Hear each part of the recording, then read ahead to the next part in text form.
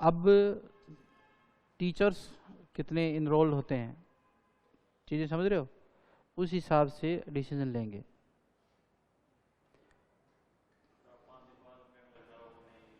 नहीं, ऐसा नहीं होगा, ऐसा नहीं होगा कि 5 दिन बाद ये करेंगे, ऐसा नहीं। वो तो डिसीजन सही लेंगे हम, ठीक है।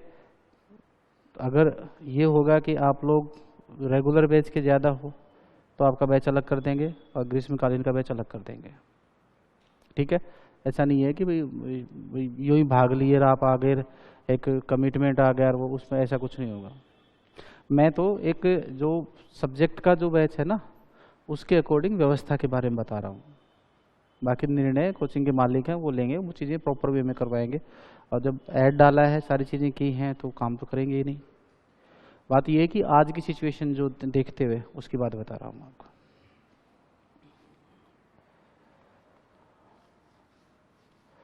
भाई मुझे तो पढ़ाना है, मेरे से तो ये, मेरे लिए तो शादी ब्याह के गीत हैं, कभी गवा लो और कितनी देर तक गवा लो,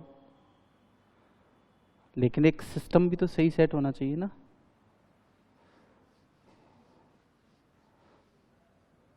और दूसरा सबसे बड़ा फर्क ये पड़ रहा है क्योंकि हर साल हमने स्पेशल बैच चलाई है गर्मियों में, हर साल बैच भी पूरा बनता है, 200-250 का बैच बनता है। लेकिन अब फिलहाल क्या नहीं है, कोई न्यूज़ नहीं आई है अखबार में वैकेंसी को लेके। फ़र्क समझ में आ रहा है क्या बात कर रहा हूँ, है ना। तो उस हिसाब से टीचर भी निकलने में क्या कर रहा है, झिझक रहा है, वो भी तो फर्क पड़ रहा है ना।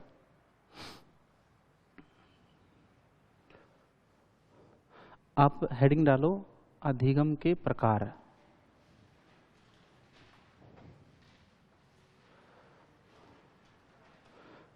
अधिगम के प्रकार, और प्रकारों में अधिगम की सामान्यतः 3 प्रकार होते हैं। कितने प्रकार होते हैं? 3 प्रकार। एक है संज्ञान अधिगम या संज्ञानात्मक कॉग्निटिव लर्निंग, संज्ञानात्मक अधिगम।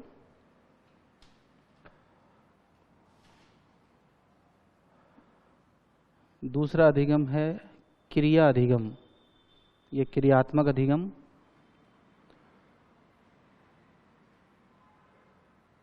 क्रियात्मक अधिगम।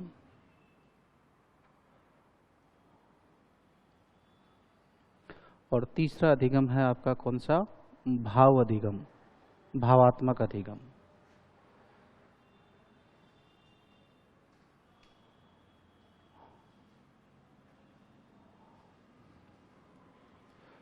इफेक्टिव लर्निंग और अफेक्टिव लर्निंग, ठीक है। या इसको हम कॉग्निटिव, मनोगामक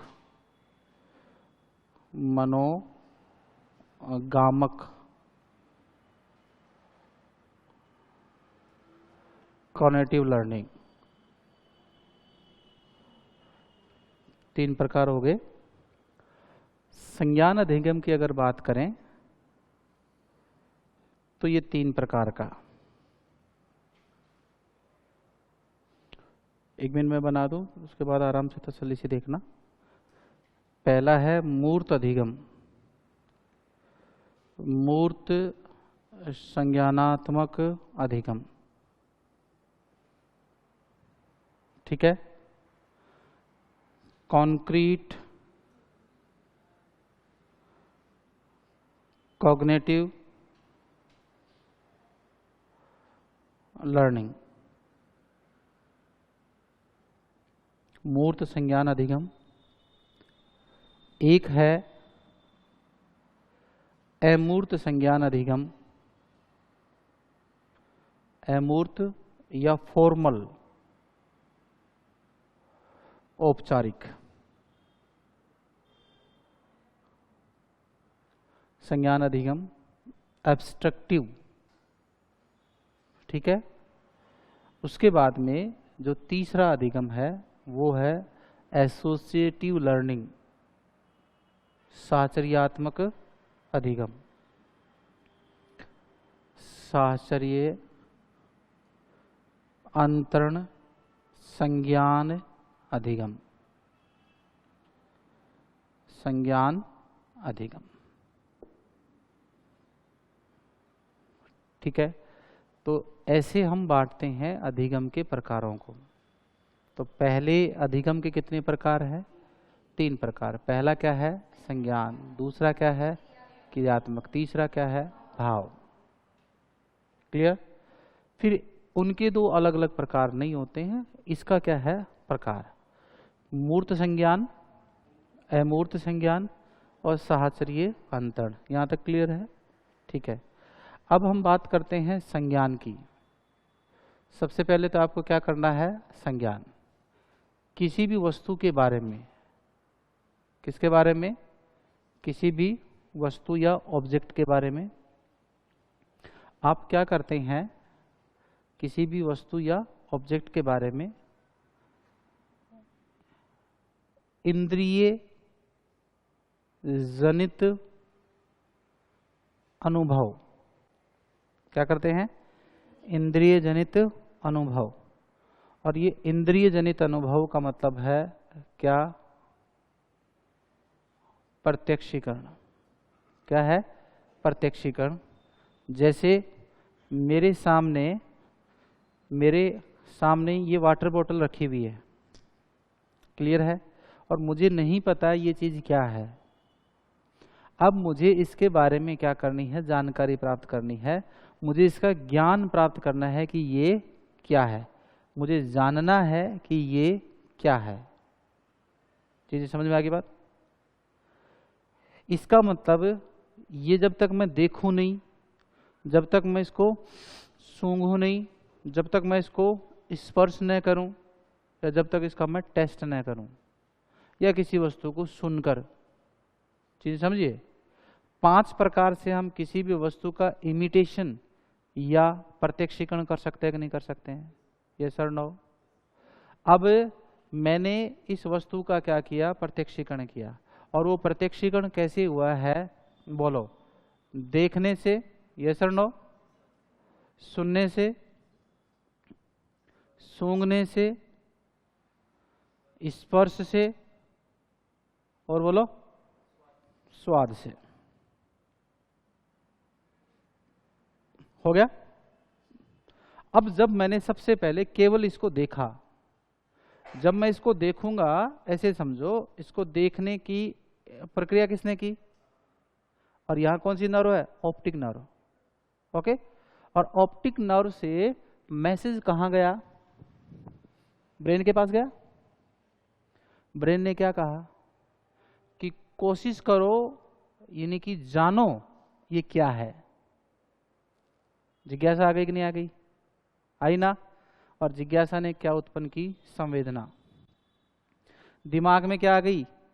संवेदना आ गई कि भाई साहब ये चीज क्या है, इसको जानने की क्या करो? कोशिश करो।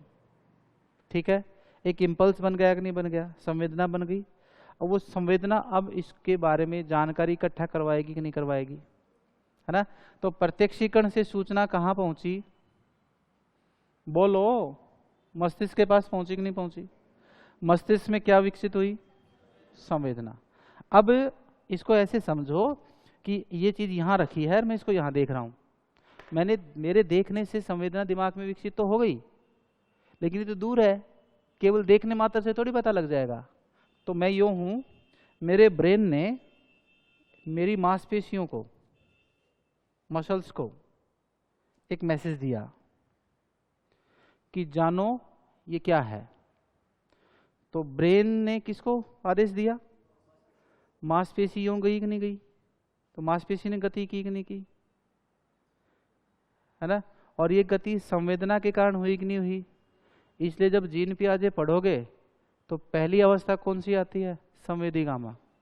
तो इस निर्मित संवेदना ने किसका निर्माण किया? गति का। और मांसपेशी गति करेगी कि नहीं करेगी? इसी को बोलते हैं संवेदी गामक। मतलब दिमाग में क्या विकसित हुई? संवेदना।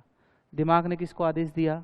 मसल्स को मसल्स क्या करेगी, लपकी, ये बड़ी गति। अब ये क्या है, ऑर्गन्स, इन्होंने ये पकड़ा, तो ये प्रत्यक्षीकरण का दूसरा प्रकार स्पर्श करना। तो देखा तापमान क्या है, सामान्य। देखने से क्या पता चला कि रंग क्या है, रंगहीन। सामान्य तापमान द्रव्य है, रंगहीन है। हो सकता है पानी हो, पानी ही है ऐसा जरूरी नहीं है। दिमाग प्रोसेस में काम कर रहा है, हो सकता है क्या है, पानी है, लेकिन जरूरी नहीं है कि पानी हो। देसी दारू भी हो सकती है इसमें, ऐसी तो होती है भाई। कलर ऐसा ही होता है कि नहीं होता है, तापमान भी क्या होता है, सामान्य होता है कि नहीं होता है। तो कंफर्म नहीं पता चलाने की क्या है, लपका, पकड़ा, खींचा, सूंघा।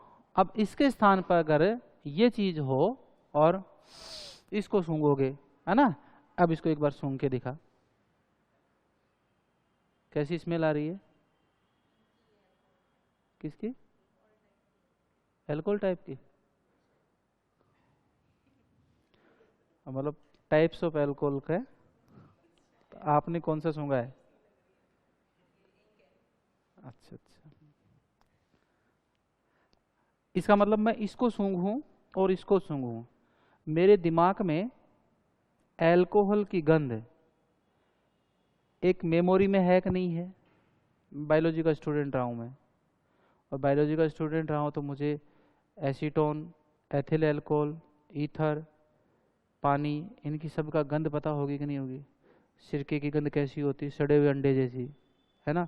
अल्कोहल की गंध कैसी होती है, ओके। इसका मतलब मैंने ये मेरे मेमोरी में है कि अल्कोहल की गंध कैसी होती है। तो भाई साहब मैंने पहले तो देखा, फिर इसको स्पर्श किया, तापमान क्या मिला, सामान्य, फिर मैंने इसको सूंघा, ठीक है, तो मुझे कोई गंध नहीं आई। तो मैंने एक डिसाइड कर लिया ये अल्कोहल तो नहीं है, क्योंकि गंध होनी चाहिए। लेकिन फिर भी तय नहीं हुआ कि पानी है क्या, और भी कुछ हो सकता है।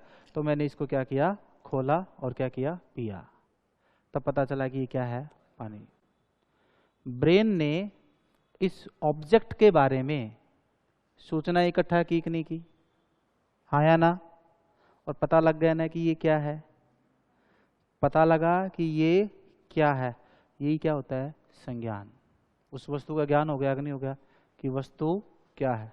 समझ में आई प्रोसेस क्या बता रहा हूं मैं, कि ब्रेन क्या करता है, इंद्रिय जनित अनुभव, इंद्रियों से क्या करता है, अनुभव। ये बात सही है, हाँ या ना।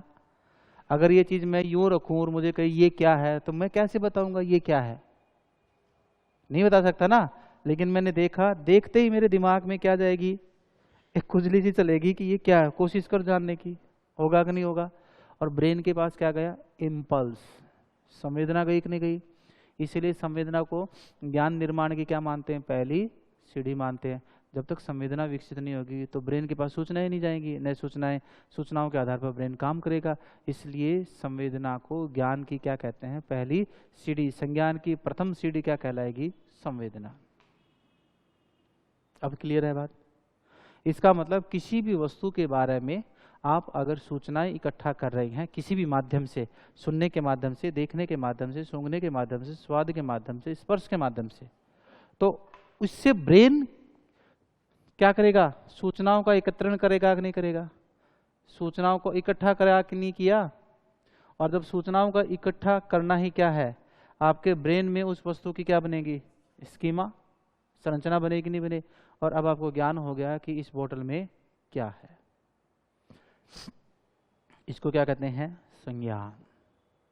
ठीक है, तो जिस अधिगम में हमें क्या हो, संज्ञान का पता चले, किसी भी वस्तु में क्या राज छिपा है, उसमें क्या क्या सूचनाएं हैं, उसमें क्या अंतर्निहित कंटेंट है, उसके अंदर कौन सा कंटेंट एक हिडन फॉर्म में है।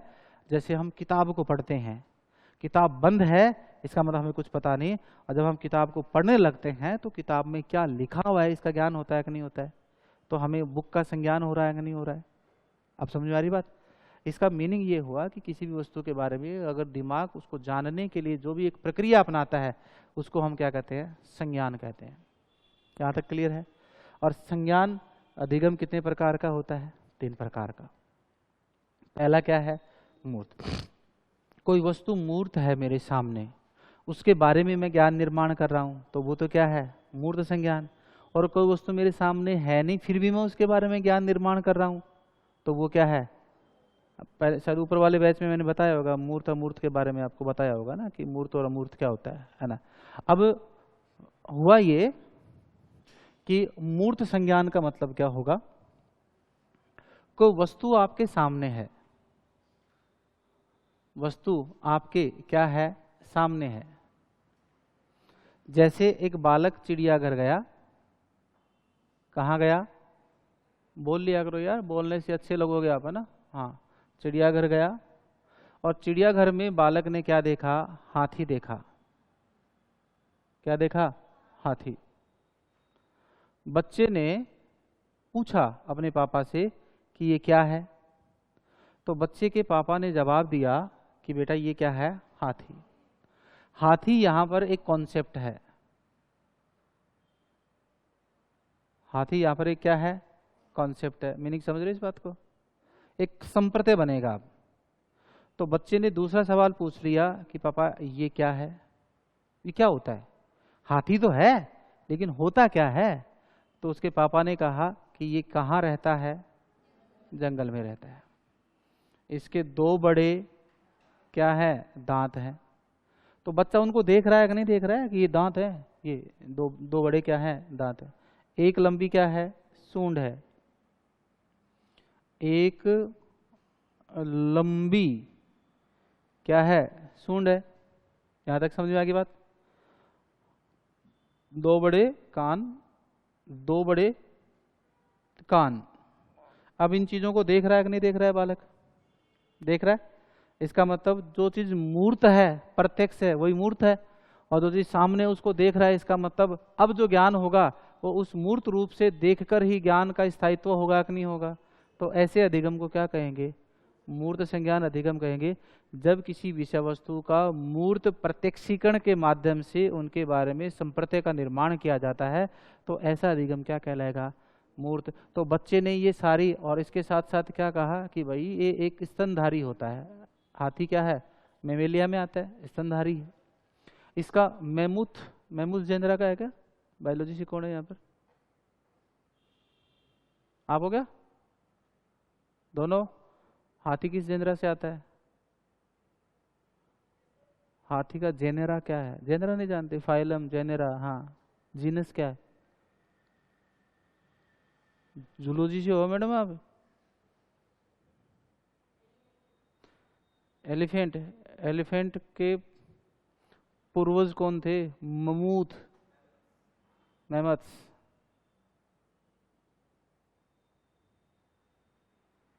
ओवरऑल जानकारी रखो, उड़ जाओगे नहीं तो। ये बहुत तगड़ा कंपटीशन है। और मैं पढ़ाऊँ, साइकोलॉजी पढ़ाऊँ, तब ध्यान रखना बायोलॉजी मेरा मूल सब्जेक्ट रहा हुआ है, और मेरा बहुत साउंड है वो सब्जेक्ट। बहुत अच्छे लेवल का तैयार किया हुआ है मेरा वो सब्जेक्ट, क्योंकि मेरा मदर सब्जेक्ट था वो। पीजी सबसे पहले मैं बायोलॉजी से था, बॉटनी से था। उसके बाद साइकोलॉजी से पीजी किया, फिर ज्योग्राफी से पीजी किया। फिर मैं बायोलॉजी लेक्चरर लगा, और उसके बाद मेरी पोस्टिंग बालोतरा हो रही थी, मैंने वो छोड़ दी, और फिर मैं ज्योग्राफी लेक्चरर लगा। तो गवर्नमेंट में ज्योग्राफी लेक्चरर हूँ मैं। और फिर अब ज्योग्राफी लेक्चरर भी नहीं हूँ, अब एजुकेशन इंस्पेक्टर हूँ। स्कूलों में संबलन अधिकारी होता है, आरपी। आपको, आप तो जानते होंगे।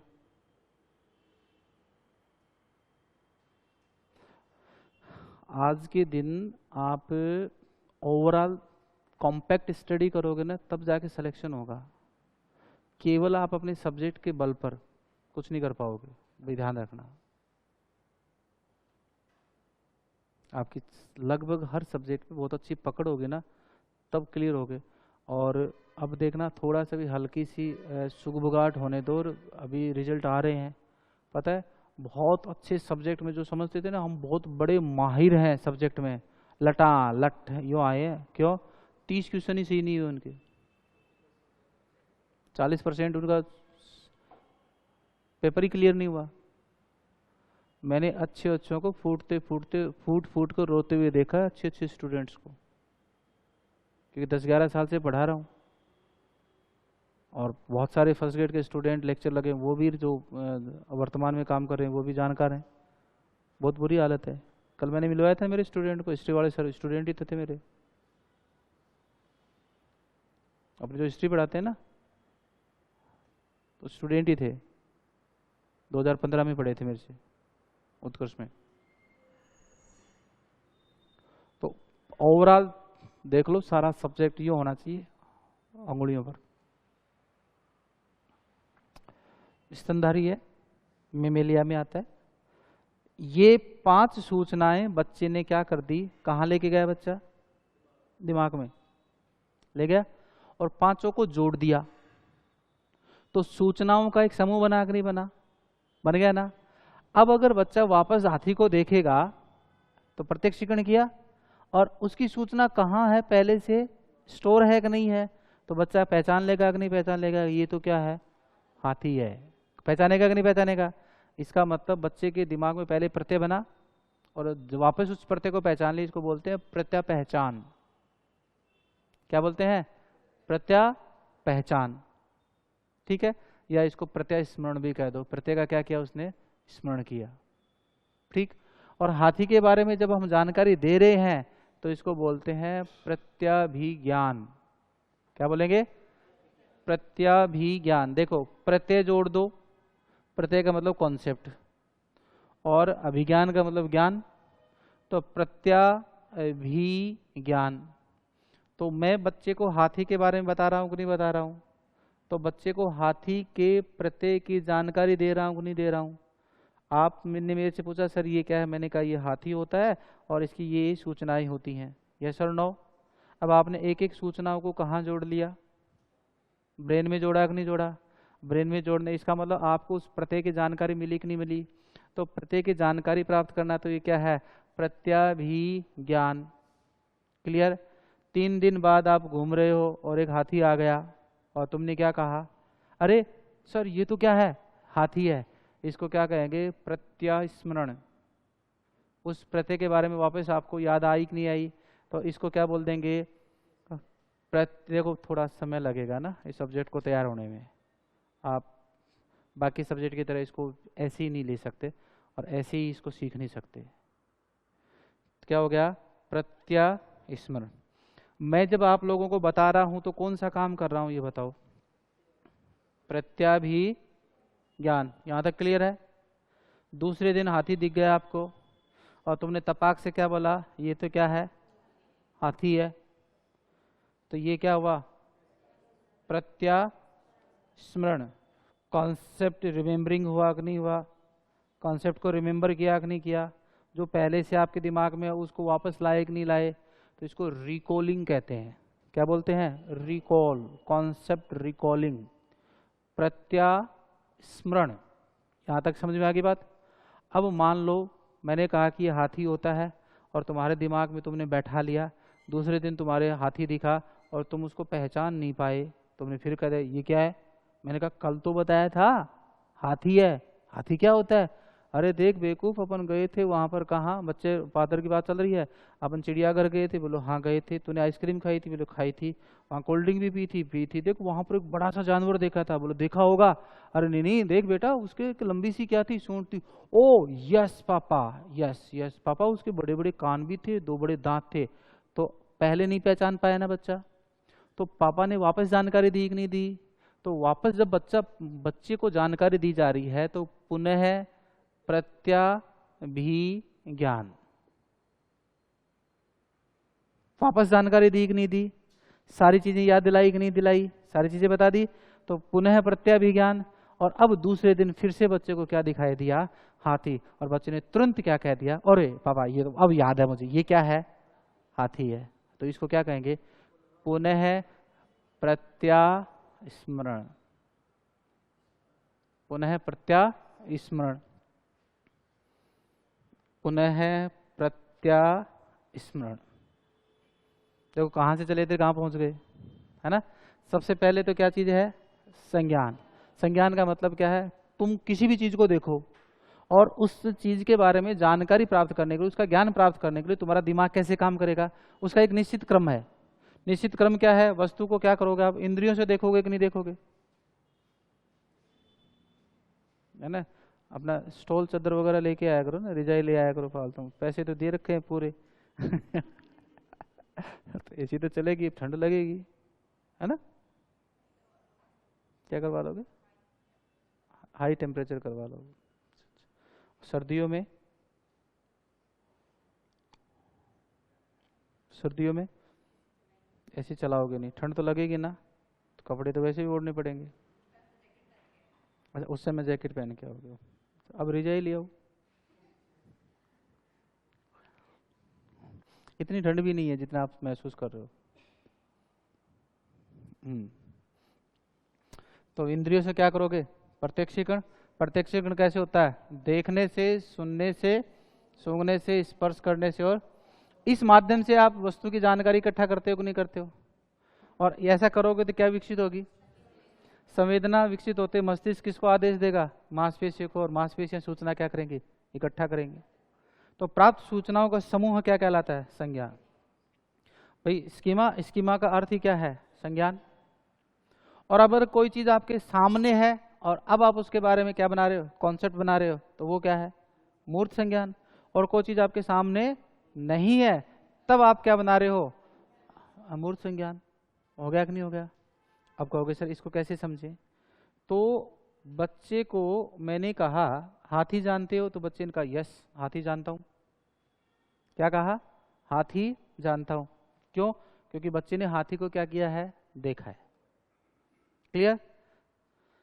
मैंने बच्चे से पूछा व्हेल जानता है, क्योंकि व्हेल बच्चे ने क्या की है? नहीं देखी है, तो बच्चा नहीं जानता है। तो बच्चे ने क्या कहा? नहीं जानता। कोई बात नहीं। मैंने कहा हाथी जानता है, तो बच्चे ने कहा यस हाथी जानता हूं। व्हेल नहीं जानता और हाथी जानता हूं। यहां तक क्लियर है? अब मैंने क्या कहा? ठीक है बेटा, हाथी से 30 गुना बड़ा जानवर। तो बच्चे ने हाथी देख रखा है, हाथी से 30 गुना बड़ा जानवर। तो बच्चे ने अपने नन्हे हाथ फैला दिए और कहा इतना बड़ा जानवर। ये सर नो, आकार तय हो गया कि नहीं हो गया उस जानवर का? आकृति नहीं है अभी, क्या तय हो गया? कुमरे जितना बड़ा जानवर। यहां तक क्लियर है? तो पहले ही इस सूचना से हाथी से क्या कर रहे हो आप? तुलना कर रहे हो कि नहीं कर रहे हो? तुलना कर रहे हो। और तुलना के साथ साथ बच्चा अपने दिमाग में क्या कर रहा है? कल्पना। ये तुलना और ये कल्पना किससे हो रही है? मूर्त संप्रत्यय से हो रही है क्या? मूर्त से। मूर्त से। मूर्त का मतलब क्या है? हाथी। पहली सूचना तैयार होगी कि नहीं होगी? हमें संज्ञान हुआ कि नहीं हुआ कि व्हेल का आकार कैसा होता है? हाथी से 30 गुना बड़ा आकार होता है। और एक कल्पना कर ली कि इतना बड़ा, उसमें फिक्स नहीं होगा। दूसरा ये पूछा गया कि मछली जानते हो, तो बच्चे ने तालाब में मछली देखी हुई थी, बोला हाँ मछली जानता हूं। तो फिर कल्पना करो और तुलना करो कि जिसकी आकृति किसकी तरह है?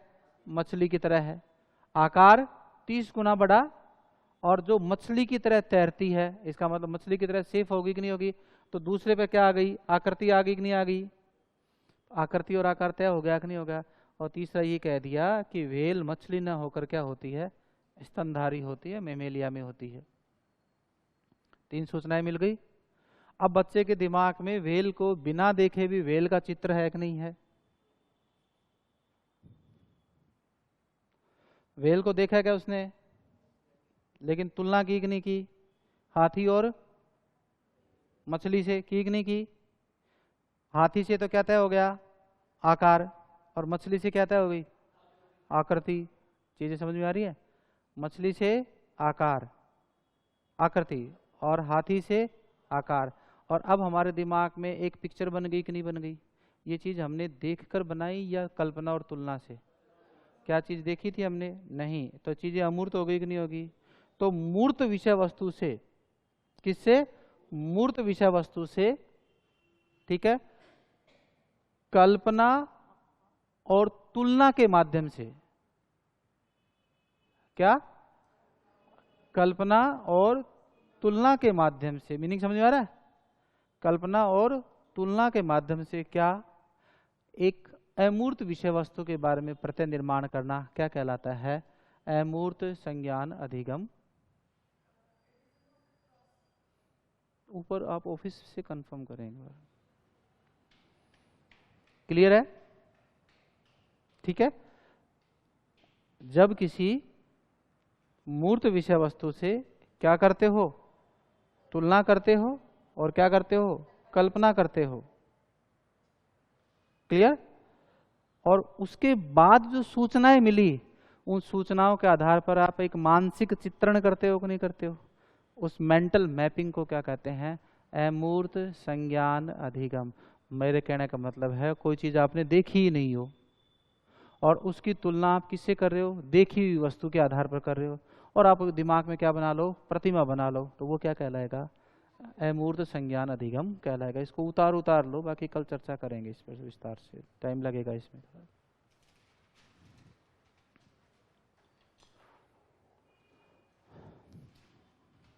कॉन्सेप्चुअल लर्निंग में टाइम लगता है ना। अब ऐसे भाग नहीं सकते अपन कि यार ये ऐसे ऐसे होता है, फटाफट 5 मिनट में लिखवा दिया, बात खत्म।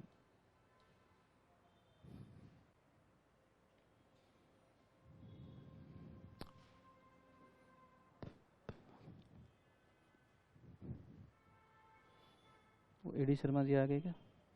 वो बच्चे पूछ रहे थे, एक ऊपर जाके देखना है। और पॉलिटिकल साइंस के कौन? आप हो गए? मैं 10 बजे तक ही लूँगा ना, और मेरी क्लास करवा दो उसमें, है ना। बोल के आया था वैसे मैं देवेंद्र को।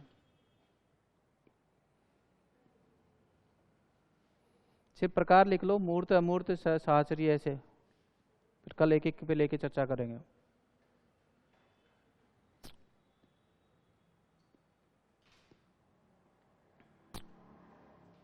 दो तीन दिन के अंदर बैच सेट हो जाता है, फिर एक फ्लो में सारा टाइम टेबल सेट हो जाएगा। क्योंकि आज तो फर्स्ट डे है ना आप लोगों का, तो फर्स्ट डे तो थोड़ा सा मतलब रहता भी है कि भी किसकी लंबी क्लास लगाएं नहीं लगाएं, कैसे क्या मैनेज करें, तो हो जाएगा।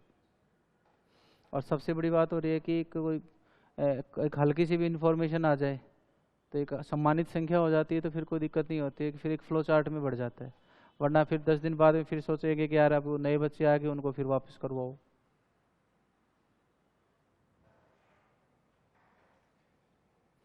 क्या रहा ज्योग्राफी का कल रिजल्ट है? क्या रहा तुम्हारा? ज्योग्राफी थे तुम्हारे सब्जेक्ट? नहीं बार पड़ी? इस बार हो जाएगा, कोई दिक्कत नहीं, उम्मीद रखो। वो कॉमन है, वो बाल विकास ग्रेड फर्स्ट में भी आएगा, अर्थ प्रकृति बाल विकास की है, उसमें नियम भी हैं, ठीक है। लेकिन वो जब जैसे इसमें कंटिन्यू चलेगा तो वो वापस करना पड़ेगा भाई, वो वापस करना पड़ेगा, वो पूरा थोड़ी हो, तो थोड़ा सा ही तो पार्ट हुआ है। वहाँ पर मैंने वो टॉपिक क्या लिया था, एक कॉमन टॉपिक लिया था कि जो सभी ग्रेड में है,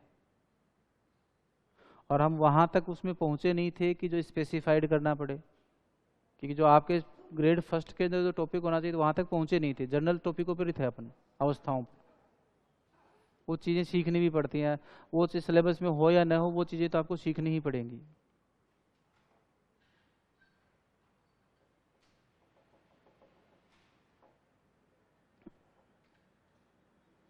एक आप कोचिंग का टेलीग्राम ज्वाइन करो, है ना, उसके ऊपर आपका टाइम टेबल अपडेट होता है रोज, ठीक।